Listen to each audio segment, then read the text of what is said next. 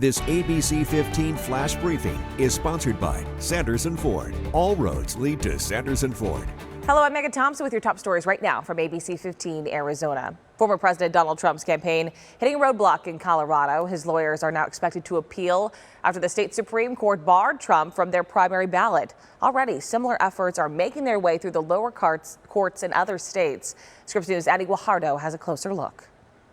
The Colorado Supreme Court delivered a blow to former President Donald Trump, barring him from the presidential primary coming up in March. Trump's campaign to take the White House now under threat as state courts across the country review lawsuits trying to block him from the ballot.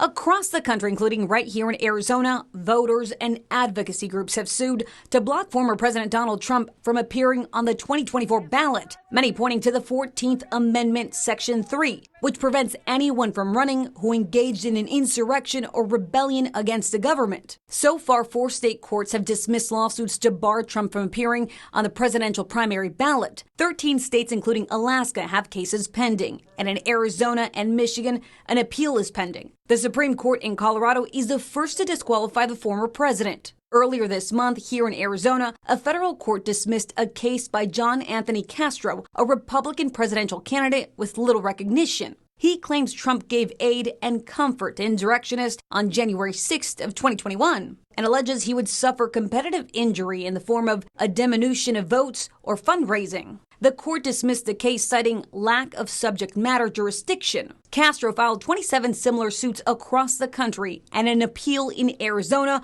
following the court ruling. Arizona Secretary of State Adrian Fontes told the Arizona Republic he does not have the authority to bar Trump from Arizona's special presidential election. He said due to the state law, he must qualify Trump if he files an application and can show that he has been certified for the ballot in at least 2 other states. Now, I did reach out to the Arizona Secretary of State for an interview or statement.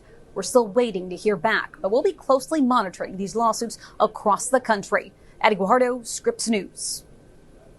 Addie, thank you. An Idaho judge ruling Chad Daybell is eligible for the death penalty if he's found guilty of murder.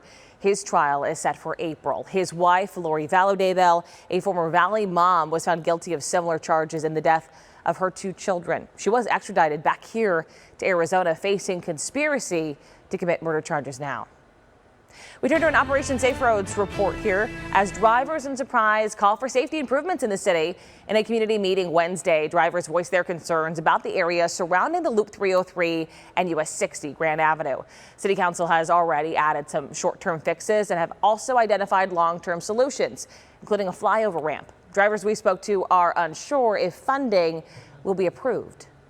I would say the flyover and then any of those other additional projects mentioned that'll help us improve access to the area because that's a public safety concern. A child can be late to school.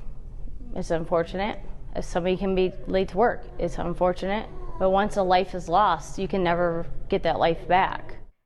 We are told more interim solutions, including restriping lanes on the 60, are set for next summer.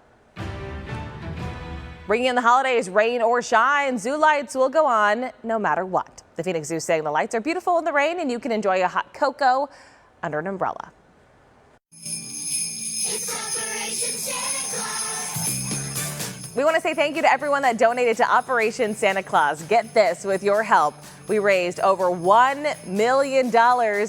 Your donations will go to 5 amazing charities right here in the Valley, including those food, toys, clothes, and monetary donations you sent us. If you'd still like to donate, head to givetotheclaus.com.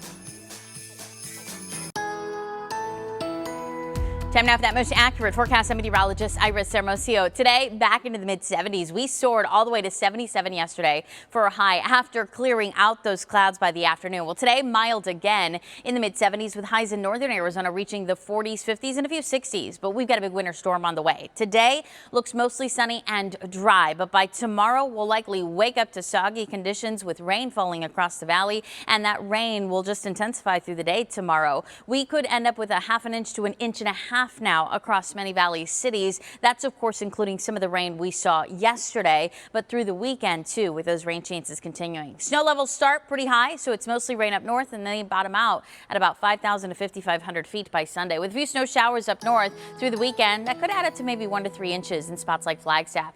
Highs in the 60s here in the Valley starting tomorrow and through the weekend. Up north will be in the 30s this weekend with some snow showers, but then drying out on Monday, Christmas Day. For the latest headlines, weather, and traffic, head on over to ABC15.com or download the free ABC15 mobile app. This ABC15 Flash Briefing is sponsored by Sanderson Ford. All roads lead to Sanderson Ford.